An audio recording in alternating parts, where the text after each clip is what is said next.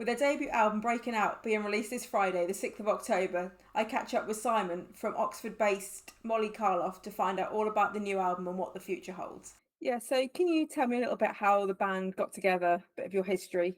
Oh, Christ. It's quite well. It's not that long a history. It's just there's just been lots of comings and goings. It kind of in the current form, kind of reconvened around 2018. There'd been various sort of incarnations before that, and some of the songs that are around now had been around, sort of what I write a lot of. I write a lot of stuff, and it kind of gets recorded into my iPhone, which one my iPhone's always running out of memory. It's like literally thousands of things in there. And so every now and then I'll pull something out of there, and it might have been written 5 years ago. It kind of doesn't. I mean, there's lots of stuff that we would never use in this band anyway. Maybe I should start selling tracks to other bands. But around 2018 it got started, and then we've basically, without going into the boring details of who came and went, all that sort of stuff, we've had three, maybe four drummers, and I've lost count of how many bassists we've had now. I don't really know. Either the bassist gets kicked out of the band or they leave. They do actually leave generally for quite sort of legit reasons, like just shit happens.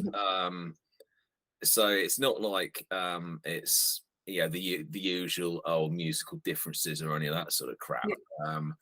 Dan played bass on the second EP and all of the last album. So he was probably the most long-standing bassist. But he, just through ill health, had to, basically step away from the band. And I don't think that he's. We're pretty sure from what we hear, because I haven't actually spoken to him in such a long time. But from what I've heard, he's not going to be sort of back in any sort of playing capacity for a long time yet. I don't think so. But it kind of got. I don't really know how it got started. It got started because it was one of lots of bands I've started. Basically, I've always been in and out of bands, always doing various musical projects and that sort of thing. And I suppose things kind of take off when you get some people together that are kind of pulling in the same direction and doing the same kind of thing. And are liking it as much as each other, I suppose. So there's quite it's not. It doesn't have to. I don't think it even has to be people who you're mates with, because there are people I'm friends with who I couldn't be in a band. You get friends you couldn't work with. Oh yeah, definitely. Yeah, and people you work with you would never be mates with. It's a bit like that in a band, really. But a band is more like it's a funny relationship. It's a bit like a marriage, but it's not in so much as that you kind of like being married to your work colleagues, I suppose, is the closest description. And so it kind of sort of kicked off once we'd once Joey and Dan are in the band. And I suppose if Dan hadn't got ill, he would still be in the band, to be fair. That's kind of where it kind of everything gelled, really. That's not to say there's ever been any conflict or anything in the band. I listen to some other bands, you talk to bands backstage in the green room and stuff, and you hear of like the various arguments in rehearsals, stuff like that. And we're lucky, we never have anything like that. We kind of just go in and get on with it, really. So there's never been any sort of major conflicts or anything like that. So it's quite boring in rehearsal. That's good, isn't it? Yeah. You're all on the same page with what you're recording and the music you're making. We've all come from slightly different sort of backgrounds. So Joey's got a bit more of a glam metal thing going on. Dan always had one, even though he probably wasn't even born in the 80s. But he's got one foot stuck in the 80s. And that whole sort of I used to call it cock rock, like bands like LA Guns and Motley Crue and those kind of guys. I suppose actually one of my first bands I got into, Van Halen, they were kind of in that ballpark, but Mm. After David Roth left, I suppose they weren't such cock rockers, were they? He was the main sort of cock in the band. But yeah, so Dan had that kind of thing, and he was into like the sort of new wave of British heavy metal stuff, like Saxon and Iron Maiden and all those sort of bands, which I was never into, and I'm still not to this day. And I'm sure people will be going, "Oh, sacrilege," and I just never got any. I've never really bought. I have had one or two Iron Maiden albums, but never really got into them, never listened to them. Same as Saxon and other bands. I think I kind of jumped straight from some of the sort of Guitar Hero stuff of the late 80s into when I came across grunge. That was it for me. It was Chris Cornell and Alice in Chains, Soundgarden, all of that stuff is. And I mean, and now, to be honest, I don't really stick around on one type of music. As new stuff comes out, I'm always getting into the new stuff. So when new metal came along and emo and all those sort of bands, Queens of Stone Age at the moment, some of the newer bands as they come out, I've been getting into those as well. So there's a bit of a mix between the three of us as to what goes into the pie, as it were. And then what comes out is basically our sound, I suppose. It's not something that we don't really give a lot of thought about it. I mean, I've had interviews with people before, and they've asked, how do you go for this? We don't try and do anything. I know a lot of our stuff. We've got some songs that people go, "Oh, it's got a bit of a shuffle beat. That sounds a bit Queens of the Stone Age. That one sounds a bit funky," and they'll always pull out a different band for every song. But this sound, because everyone does that, don't they? Oh, that sounds like this, or that sounds like that. Must be frustrating to be compared because you sound like this, or you sound like that, and people trying to pigeonhole you or compare you. Well, it's something that we actually wanted to do when we first got started, because when no one's heard of you and no one knows what you're like, you usually have and before you've kind of gone into a studio and recorded everything, if you're going to get your sort of first gig as a band, the promoters want to know, who do you sound like? And to this day, I haven't got a fucking clue what that is. I mean, I can hear sort of elements of. So I've even had people go, "Oh, you sound like this band," a band I've never even listened to, and you go and listen to it, and you go, "Oh yeah, I can hear it kind of," but it'll be like in one song there'll be, "Oh, that link from between the chorus and the verse, that sounds a bit like that, and there's a bit of this," and there's I think we have got our own sound, because we've even sort of cottoned on to whether if I bring stuff into rehearsal, stuff I've written, it'll be kind of, is that a Molly Karloff sound? Or is it not? Would we get away with that sort of thing? Is kind of the question we're asking, I suppose. Do you think that matters though? Do you think it needs to be your sound, or do you think if you wanted to write a song that was very much indie? It's funny you should say that, because we have had that discussion as well about how come we're thinking about our sound now, when at the start we didn't really give a shit. There wasn't any sound. We were just doing, and to be honest, I think the only kind of thing we've kind of gone for is I think what we're actually doing is whether the three of us feel comfortable with that track, if you know what I mean.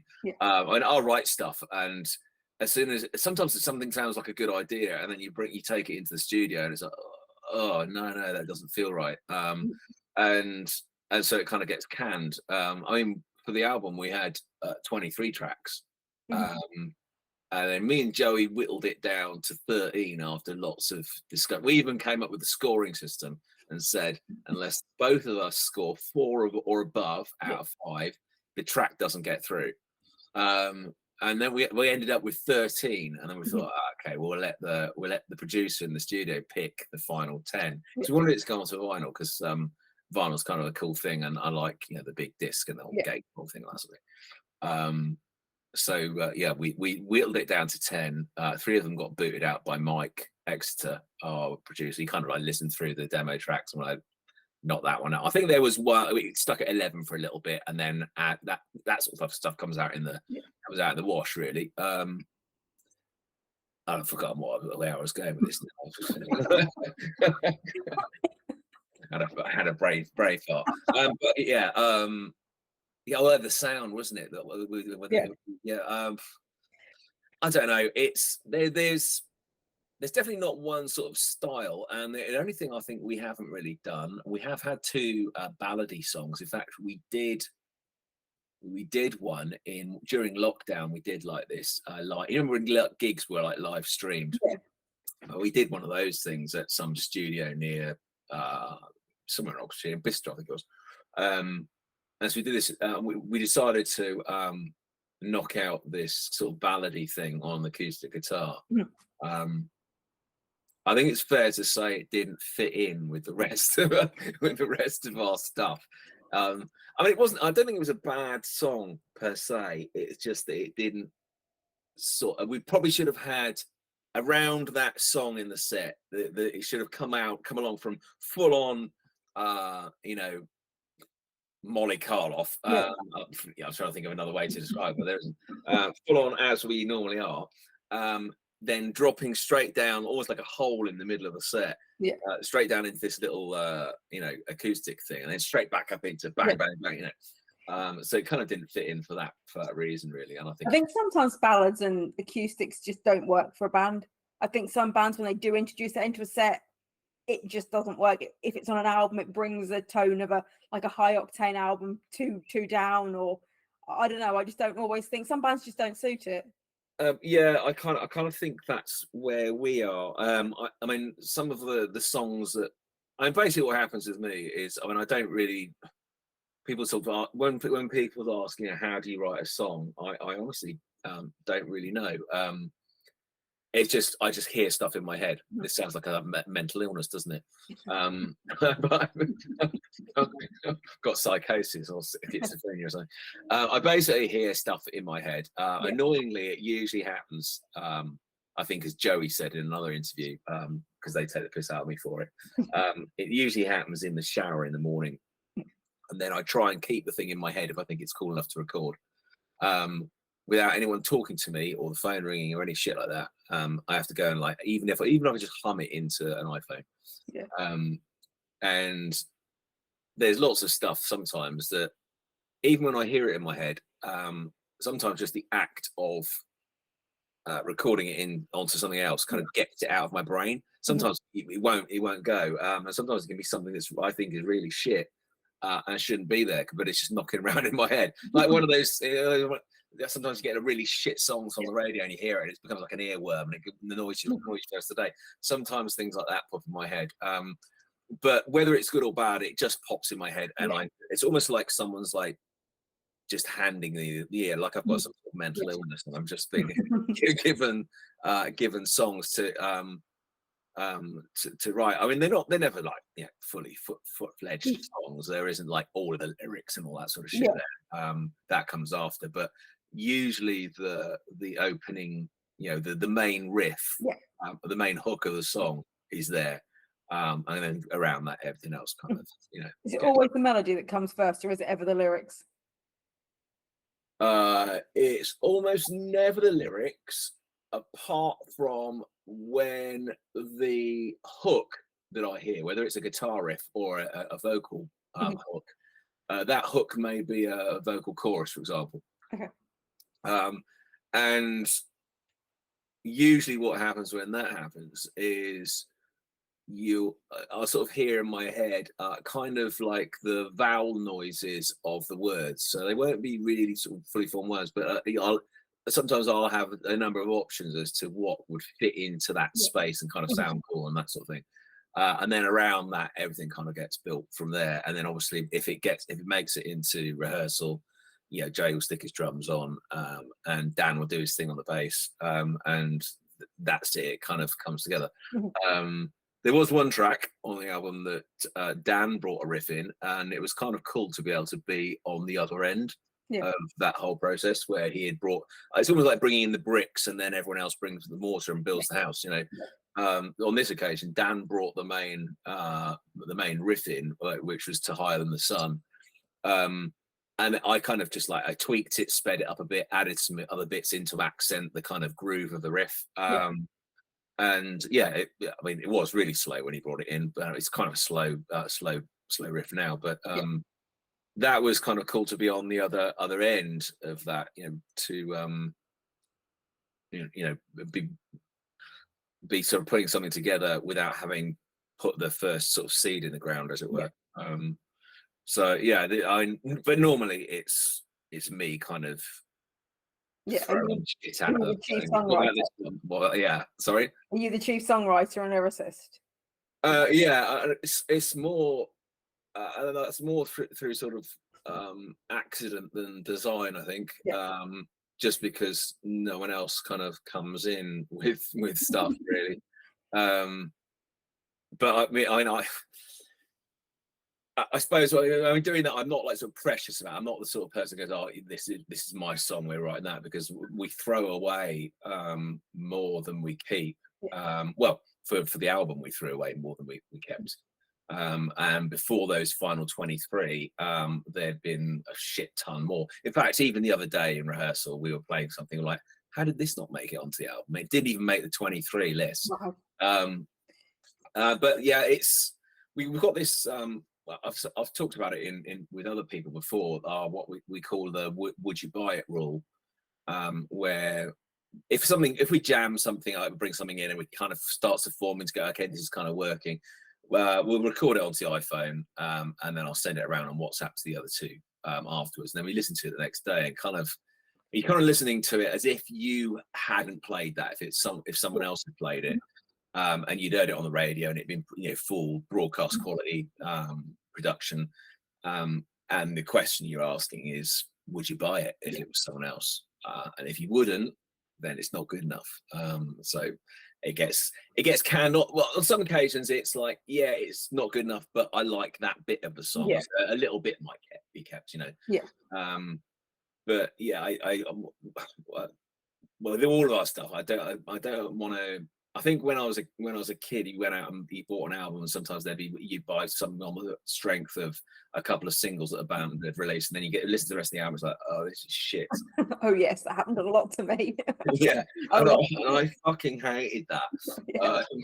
And I'd be gutted if someone. I'm sure someone does think that about our album somewhere, but I'd be gutted if that was like the general consensus was.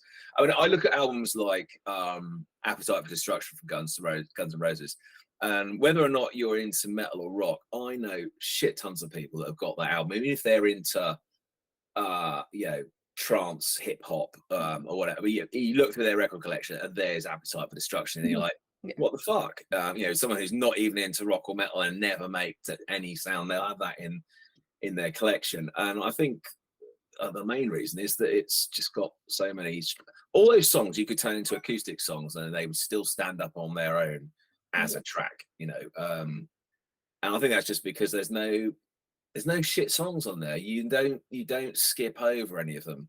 And I like albums like that. And so that's what we tried to do with. It's very rare, I think. Yeah, it is rare, but you still got to try, haven't you? Yeah. You got to try and put something out there that's not got. I'll put it this way: we would know if there. Then that's the main reason that there was 23, because I thought, well, this could be a double album, but let's not do that. Let's just pick the best of those. Yeah. And even before that, they've been filtering. So we never wanted to go, okay, we've got, for example, I don't know, we've got 8 really good tracks. What other 2 can we add in here? Yeah. As soon as you start doing that, I think you're on a hiding to nothing. People going, oh, skip that one. Yeah. So yeah, we didn't want to do that, and hopefully, fingers crossed, everyone else agrees with us. Was it important for you to put an album out? Because then now, sort of nowadays, with how people consume music, a lot of bands seem to only release singles. Was it important to get that full kind of product together? Yeah, no, we're actually kind of doing both, because we're only releasing the album in hard copy. Well, I say hard copy. You can get a digital download of the album, but it's not being released on the streaming platforms. Okay. So you'll be able to go to Amazon, for example, and download the whole thing. But you won't be able to stream all of the tracks apart from the 3 singles that have already been released. And what we'll be doing is over once every don't know, 6 weeks or so, we'll drop another track from the album on it, Oh, okay. Yeah. and eventually over the course of, I don't know how long that takes, a year, 18 months or so, all of those tracks will eventually be on, Spotify, for example. Yeah. And I kind of figure that if someone is really into the band, from what they hear, and it's not like we've got material on Spotify. There's 2 EPs and a couple of singles and other stuff on there. So there's plenty there to, I think, go, do I like this band or not? And then decide, do I want to, on the strength of that, do I want to buy their album? Yeah. And if you don't, then don't. You know what I mean? It's, I don't know. Yeah, I just feel like if you, I think you're kind of wasting. It's almost, you're giving away the farm if you stick it all on Spotify, because the environment is very different. I don't think the streaming platforms are really geared up for dropping 10 tracks in one go as part of an album onto a streaming platform, because no one will give it any attention. If you go and buy a CD, or you deliberately go and download them all as all the MP3s or the WAV files, or whatever, then fair enough. You've intentionally made a decision to go and buy that. The same with vinyl, whatever. But streaming, I think people tend to come across it more as by accident. They stumble across it through suggestions or whatever, playlists and stuff. Yeah, and they kind of consume it in a completely different way. So why should we? I feel we should deliver it in a different way. Yeah, I would agree. So and plus we had 137 or around that number anyway, backers on the Kickstarter campaign. Yeah. And I kind of feel like them and the guys that have pre-ordered our album, because the vinyl's shipping out today as well. Which was the last thing to kind of show up from the manufacturer, because that took bloody ages, because it's all manufactured in France still. Oh, okay. That's a bit. I kind of feel like they're owed something special that no one else has, because they kind of put their faith in us as a band. So why wouldn't we do that? Whereas someone who's just discovered one track and perhaps never plays more than that, why should we stick all of the album on to Spotify or Deezer or wherever? So we are delivering a whole lot, and it's a funny thing, but I think it's easier to release singles. It was certainly easier to release an EP even. An album was a whole different ball game, and a whole sort of the whole new level of stress, even just the recording of it, and making sure that every one of your guitar solos across 10 tracks doesn't repeat something you did before. Guitarists are kind of a bit habitual, and we kind of play the same shit, just so that was a bit of a stressor. But I think it is kind of important just to kind of put your stake in the ground and go, this is where we are at the moment. I think an album's nice. Yeah, and it looks cool. It looks cool as fuck. I don't know if I've got any here in it. Oh, I have. So the album's like full gatefold. Oh wow!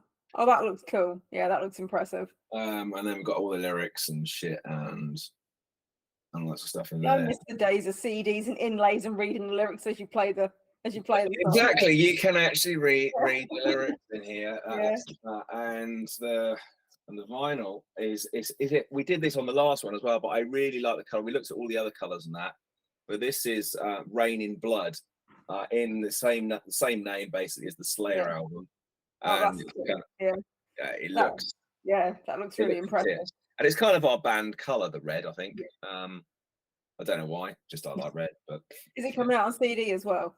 It is out on CD, yeah. The CD is kind of the same thing, with like a sort of 12-page. Are there any of these around it? So we've been like shipping shit out today. I'm in the studio with there are CDs. I'll dig one out in a minute. But it's so all of the physical stuff that we went into the studio nearly 2 years ago and put down, or started putting down anyway, is now sort of finally seeing the light of day. So it's kind of cool. Yeah. So what kind of emotions messages do you hope that your music conveys? Ooh, you're going all deep now. Yeah. Uh, well, certainly I do have a bit of a of a thing for writing about stuff that kind of I think is unjust or pisses me off. So it doesn't really matter whether it's prejudice because it's sexism, racism. That to me, that all that sort of shit's the same Yeah. thing. So we've Hide in the Sun, for example, is sort of anti patriarchy, and it's kind of a bit of a look at how Mhm. just because you've got the wrong genitals means you get overlooked in pretty much all walks of life. Yeah. And I personally feel that that women can kind of fight for it, but I think at the end of the day, the change has to come with how boys are brought up when they're kids. Yeah. I feel that's kind of where it starts really. Yeah. Um, because that's how the attitudes and that kind of get passed down. And it takes somebody kind of going, you know what, my dad was a misogynistic prick, so Yeah. I'm not going to be. It takes somebody to do Yes, that, definitely. Yeah. to kind of break the cycle. Hereditary. Yeah. Yeah, yeah. So there is a fair bit of that, and I suppose tinged in that is we've all got. I kind of look at it this way: everyone's got, even the misogynists have got female relatives, whether it's a mother, sister, auntie, grandma, or whatever. And I'm sure most of them, or I'd like to think most of them, wouldn't like members of their family to be discriminated against or kind of treated in the way that that lots of women have been for, I don't know, how long's the patriarchy been running? Thousands of years. Unless you're in some Amazonian tribe where it's the matriarchy. But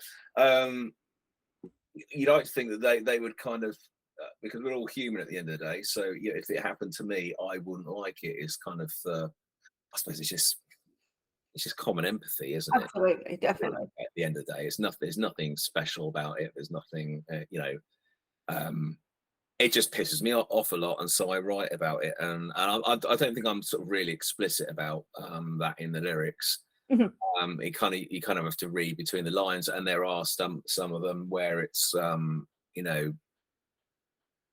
it's covering more than one topic, but that's kind of the general gist. The emotion, I think I would like people to kind of enjoy it, just to kind of rock out. Yeah. I suppose there's a little bit of anger in there, but it's I more. was going to say it's quite angry. I was listening and it's quite, although it's melodic and listenable and sort of likable, you can tell there's a base of anger coming from within. Yeah, there is definitely a fuck you. Yeah. um, yeah. The way one of the tracks in there definitely has that. Is I don't I can't remember what it's called now. I don't want to know your name, isn't it? I ain't gonna dance. And that, the way I was brought up, I did have a very I used to call him Victorian dad, but I always used to look at sort of people's relationships and wonder what would have happened if that woman, and it usually is a woman, had said to that bloke, "Fuck off! No, I'm not going to dance with you," Yeah. because that was in a sort of nightclub scenario. That was kind of where it all kicks off, and it starts off nice, and then kind of turns nasty, and the control and the gaslighting and all that sort of stuff starts from there. And I grew up in that kind of environment, so I saw it all firsthand. And yeah, I didn't like it, and I always thought that it was grossly unfair that one person gets to treat another person like that just because they're stronger or they're bigger or any of that sort of shit. So I've always had a kind of fuck you attitude to And because it was my father, obviously there was the authority thing as well, Yeah. which even now I still have an issue with, and still want to go fuck you to the government or whoever. So I suppose rock music is the ideal genre for me. So yeah, there is that. It's not. I don't think it's angry in the same vein as Slayer or Sepultura or any of those sort of bands. But yeah, there is some angst. I kind of hope, but it probably doesn't. I'm probably wrong. I kind of hope that people might feel sort of uplifted by it. In that, if I was hearing, I don't get angry when I hear it, but it's almost like watching someone else. It's a bit like if you watch the All Blacks doing the haka. Yeah.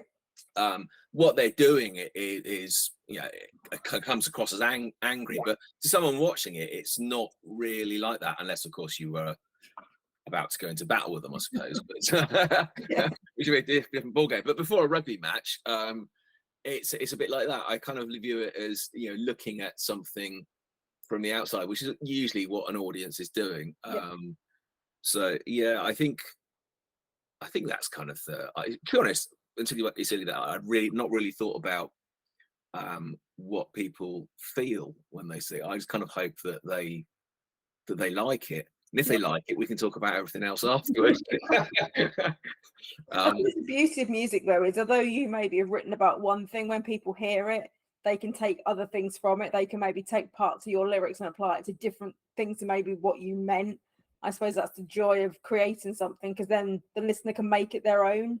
Almost. Yeah, exactly. Unless you're really explicit with your lyrics, and I know sometimes if you write lyrics that are kind of just a story, and they're I'm thinking of some of the lyrics by people like Franz Ferdinand and Arctic Monkeys, for example, where especially the ones where the lyrics are kind of like telling a story. There isn't that much interpretation in there. There's obviously the overall theme and what you want to take away from that, but I kind of feel like if you're a little bit more implicit with your lyrics, it kind of leaves, because everyone listens to music for their own reasons. No one does it because no one likes Molly Karloff because of us or me. They like it because of something that about them, So yeah, what I think or say or do, people who come to a show or listen to it, they don't give a shit what I think. Do you know what I mean? I'm just the bloke that's just singing on the record. So it's about whether they connect with it and how they connect with it. And I think that's the bit. And I think if you kind of it's almost like ruining it if you go, oh no, this song is about this. Absolutely, yeah. You kind of ruin it. I mean, other than that saying this, it can't. I wrote this song coming from this place because I lived in a household where there was abuse going on. Then that kind of sets the scene, but you could probably infer that from the lyrics anyway. Yeah. But yeah, that's quite deep for Tuesday. It's not even the weekend. To lighten it up, have you got any gigs coming up to promote the new album? It's funny you should say that. Yes, we have. So we got the album launch on Friday at the Gifford in Wolverhampton.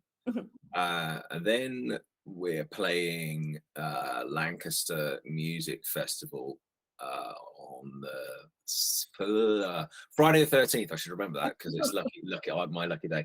Friday the 13th at the pub in Lancaster on the Garden Stage, which we're doing like a headline slot there. And then there's a bunch of dates after that. I think I can't remember. They're on our website. 21st of October is at Station 18 Festival in Swansea. I know there's some other dates I've forgotten. You get around a bit then. You've got a lot of like spread out in different places. Yeah, we do get around a bit. We always seem to go down quite well in South Wales, even though we're miles away from there. Don't know why. Maybe they've got better music taste down there. Maybe, yeah. yeah, we do kind of get round. We always did actually, right from the start. I think the Oxford music scene's a bit sort of weird. Yeah, Oxford is owned by Oxford University. All of the buildings are. So a number of venues are shut down, not just because of the usual reasons that venues shut down, because of people not going out as much and all that sort of stuff, but because literally the university tell venues they can't. really. Yeah. So, well, the Wheat Sheaf in Oxford been going. It's all for years. It's had a big sort of rock culture around the pub, and upstairs was the venue, like there are for a lot of it's about 150 cap venue, and it was the first gig that we ever sold out when we were in Oxford. I don't know, 2-3 years ago. But the university owned the building that's in, and they'd sold off some of the other buildings that had got turned into flats, and then the flat owners had started complaining about noise coming from the venue that had always been there. I don't know the exact ins and outs of it, because there's nothing I can do about it, and it just pisses me off if I kind of delve too much into it. So, Yeah, it's but not. as I understand it, they made complaints, which were kind of sort of ignored by the council, because at the end of the day, the venue was already there, Yeah, and it's not like it's a lot of noise. It's it's not like mhm. it's open windows or No, anything, but it would just be like the thud from the bass maybe coming through, vibrating through the buildings, I would imagine. But in the end, it was the university that said that they couldn't put the gigs on upstairs.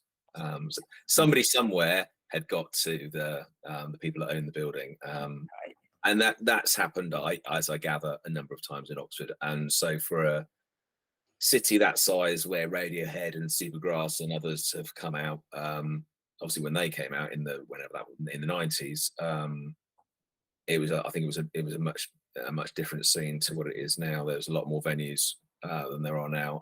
Now there's basically the O2, the Bullingdon down Cally Road, and the Jericho over the other side of town. That's Mhm. pretty much it. Yeah, that's not good for a big city. No, considering the size of the city there, I mean, if you went to, I don't know, what's a comparable size to Oxford? Sheffield, maybe? Is that about the same size? Maybe a bit bigger. I don't know. But lots of other cities of a similar sort of size will probably have double the number of venues that Oxford has. Well, I'm near Norwich, and it's fair. Norwich is a fairly small city, and I can think we've got at least 6 venues of varying sizes, 2 of them Yeah. owned by the university. So, Well, that's the problem, isn't it? If you're owned by a university that's only interested in making money from from property, and the yeah. sort of university it is as well. It's not exactly a. I'm gonna stop slagging off universities. Okay, so lastly, what does the future of Molly Karloff look like? Well, the immediate future is tour, gig, gig, gig. We've got a new manager, well, newish manager, who's our booking agent, Gordon. So he's pushing us, because it's always difficult, especially in the three piece when there's not as many members of the band, and especially if there's only one person kind of driving the car and the others not so much. It's very difficult. The workload becomes like I was going to say like an additional job, but is it like an additional 2 jobs? So it's good to have someone else doing that. But the plan is get the whole show on the road, because we got kind of screwed over by COVID a couple of years ago. We had a tour cancelled, and obviously all the tickets got refunded, and Yeah. if you'd advertised for it, you didn't get any of the advertising money back, but they had to refund the tickets. So that whole thing kind of screwed us a lot. And we kind of sat there on after having just sort of released an EP and thinking we were about to kick on, and sort of then coming out of it and having to go, right, okay, now we've got to start again and build momentum again. So we're kind of on the cusp of that again, finally now, I think. And I think the plan is for 24 festival slots, and putting together like a proper tour, because we've still not managed to get up much farther north than I think Manchester is Okay, so as far north well, as. fairly fair way up from Oxford then. Yeah, fair way, but we've not done places like Leeds or Glasgow, Edinburgh, or any of the places where we keep getting moaned at by fans. When are you coming to play here? Yeah. I mean, we can't go and play everywhere anyway because even the big bands don't go and do that. No. And it costs a lot of money to put a show on. But yeah, that's definitely the plan. Is to move that out. There are some dates and stuff that we haven't yet announced that are coming the back end of this year. We've got a cool date coming up for our Christmas party, which I'm not allowed to say anything about yet. But Okay. yeah, put it this way: it's as close as you can get to Christmas and put a gig on. Oh, Um, really? if you look at the diary, you can work out what day that's on. 'Cause I think Christmas is on the Monday, isn't it? Yeah. The day Christmas Eve on a Sunday. So yeah, it's that should be kind of cool. And yeah, just kind of go back and start doing what we did before all the setbacks and kind of kick on really. Brilliant. So yeah, that's not a very sort of. It's a bit like being in a job interview, being asked where do you see yourself in 5 years. 5 years older. Brilliant. That's been lovely talking to you. Good luck with So, the album. I hope so. Yeah, I Yeah. think I hope it goes really well. Hope your touring goes well. so do I. So do I. Thanks for Brilliant. having me on. Thank you. Cheers. Cheers. Bye. Bye.